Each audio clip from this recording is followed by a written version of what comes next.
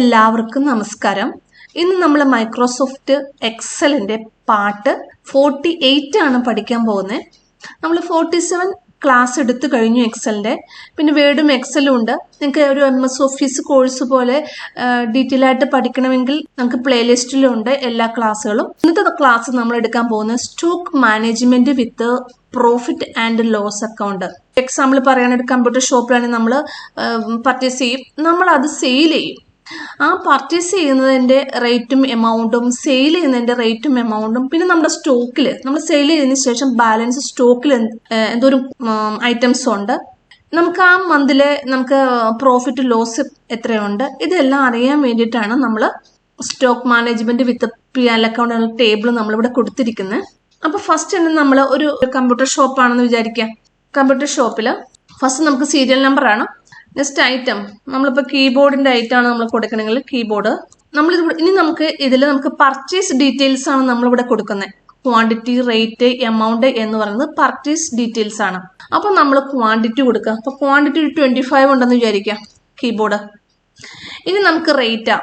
ഇനി ഈ റേറ്റും എമൗണ്ടും നമുക്ക് ഡെസിമൽ പോർഷൻ വരണമെന്നുണ്ടെങ്കിൽ നമ്മൾ ഇതെടുത്തിട്ട് നമ്മൾ നമ്പർ ഫോർമാറ്റ് കൊടുക്കുക.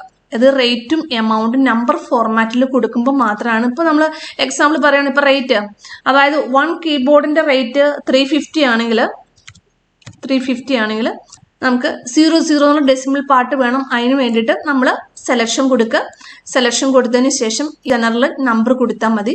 അപ്പോൾ നമുക്ക് ക്വാണ്ടിറ്റി 25, റേറ്റ് 350. എമൗണ്ട് നമുക്ക് കണ്ടുപിടിക്കാൻ വേണ്ടിയിട്ട് ക്വാണ്ടിറ്റി മൾട്ടിപ്ലിക്കേഷൻ 350 എൻ്റർ ചെയ്യാം.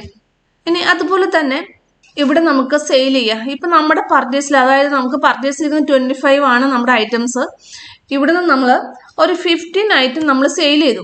ഈ മാസം ഇപ്പോൾ ഒരു മന്ത് വീസായിട്ട് നമുക്ക് ഡേറ്റ് ഒക്കെ വെച്ചിട്ട് കൊടുക്കാം. അപ്പം നമ്മളൊരു 15 ഐറ്റംസ് നമ്മൾ സെയിൽ ചെയ്തു. സെയിൽ ചെയ്യുന്ന നമ്മളിപ്പോൾ ഒരു 350ക്കാണ് നമ്മൾ പർച്ചേസ് ചെയ്തത്. ഇപ്പോൾ 375 വെച്ചിട്ട് നമുക്ക് സെയിൽ ചെയ്യാം. 375 amount equal to quantity into rate. ഇനി നമുക്ക് അപ്പോൾ നമ്മൾ പർച്ചേസ് കഴിഞ്ഞു, സെയിൽ ചെയ്ത് കഴിഞ്ഞു. ഇനി നമ്മുടെ സ്റ്റോക്കിൽ റിപ്പോർട്ടാണ് നമുക്ക് കാണേണ്ടത്. അതായത് നമ്മൾ പർച്ചേസ് ചെയ്ത് 25 ക്വാണ്ടിറ്റി നമ്മൾ പർച്ചേസ് ചെയ്തു, അതിൽ നമ്മൾ 15 ക്വാണ്ടിറ്റി നമ്മൾ സെയിൽ ചെയ്തു. അപ്പം ഇനി ബാലൻസ് നമ്മൾ കണ്ടുപിടിക്കുമ്പോൾ equal to purchase quantity minus sales quantity. സ്റ്റോക്കിൽ എത്ര ഐറ്റംസ് ഉണ്ടെന്ന് നമുക്ക് കണ്ടുപിടിക്കാൻ പറ്റും.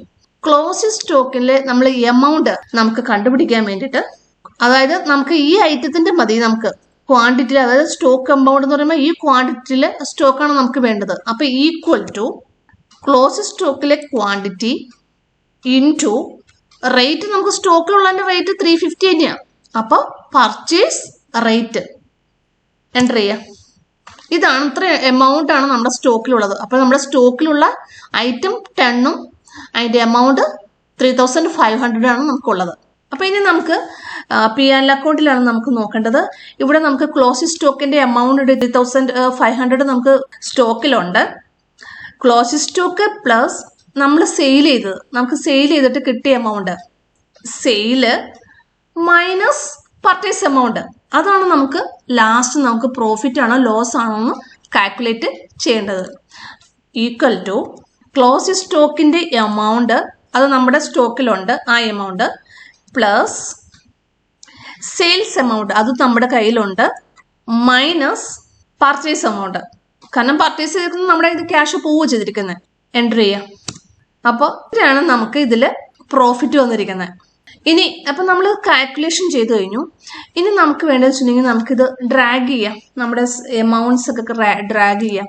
എങ്കിലാണ് നമ്മൾ കാൽക്കുലേറ്റ് ചെയ്ത് വരുമ്പോൾ നമുക്ക് വരത്തുള്ളൂ. നമ്മൾ ഡ്രാഗ് ചെയ്ത് വയ്ക്കുക. എമൗണ്ട് ക്വാണ്ടിറ്റിയും ഡ്രാഗ് ചെയ്യാം. ഇനി നമുക്ക് നെക്സ്റ്റ് ഐറ്റം കൊടുക്കാം. Next item serial number 2. ഇപ്പം നമ്മൾ മൗസ് അവിടെ കൊടുക്കുന്നെങ്കിൽ മൗസ് ഇവിടെ ഇപ്പം നമുക്ക് ഇഷ്ടമുള്ളത് കൊടുക്കാം. ഇപ്പോൾ 30 ഐറ്റംസ് ഉണ്ടെങ്കിൽ 30.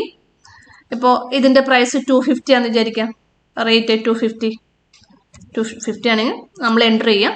ഓട്ടോമാറ്റിക്കായിട്ട് അവിടെ എമൗണ്ട് വന്നിട്ടുണ്ടാവും.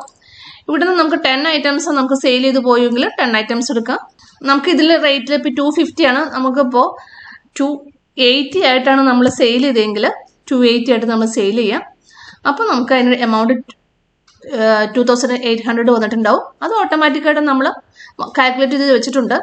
അപ്പോൾ ഇനി ബാലൻസ് ക്വാണ്ടിറ്റിയും വന്നിട്ടുണ്ട് അവിടെ.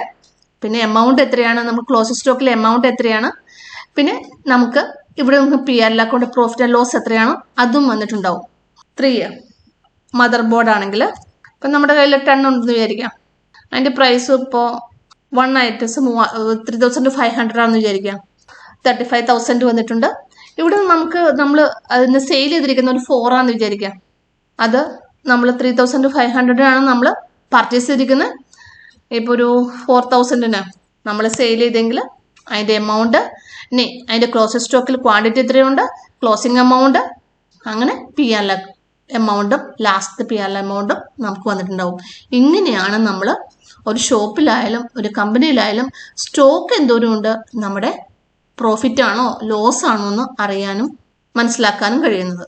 അപ്പം നിങ്ങൾക്ക് ഈ ക്ലാസ് ഇഷ്ടപ്പെട്ടെങ്കിൽ നിങ്ങൾ സബ്സ്ക്രൈബ് ചെയ്യുക, ലൈക്ക് ചെയ്യുക, നിങ്ങളുടെ നിർദ്ദേശങ്ങൾ കമൻറ്റ് ബോക്സ് ടൈപ്പ് ചെയ്യണമെന്ന് അപേക്ഷിക്കുന്നു. അതോടൊപ്പം നിങ്ങൾ ഈ ചാനൽ മറ്റുള്ളവരെ കൂടി ഒന്ന് പരിചയപ്പെടുത്തണമെന്ന് അപേക്ഷിക്കുന്നു. എല്ലാവർക്കും താങ്ക് യു.